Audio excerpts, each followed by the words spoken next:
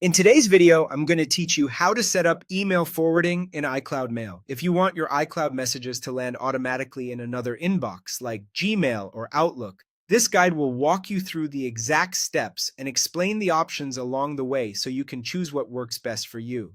Start by opening a web browser and heading to iCloud.com/mail. Sign in with your Apple ID to access iCloud Mail.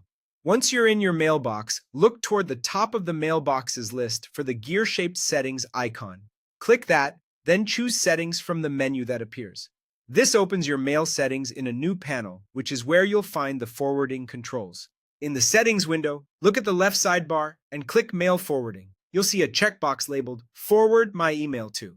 Turn that on, and a field will appear for the destination address. Type the email address where you want your iCloud messages to go, whether that's a personal Gmail, a work account, or another provider.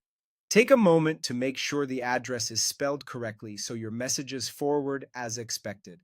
Below that, you'll see an option to delete messages after forwarding. If you enable this, iCloud won't keep a copy of the forwarded emails in your iCloud mailbox.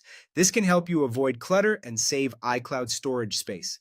If you'd rather keep a record in iCloud as well as in the destination inbox, leave that box unchecked. Just remember that keeping copies will use your iCloud storage, so choose based on your preference and available space.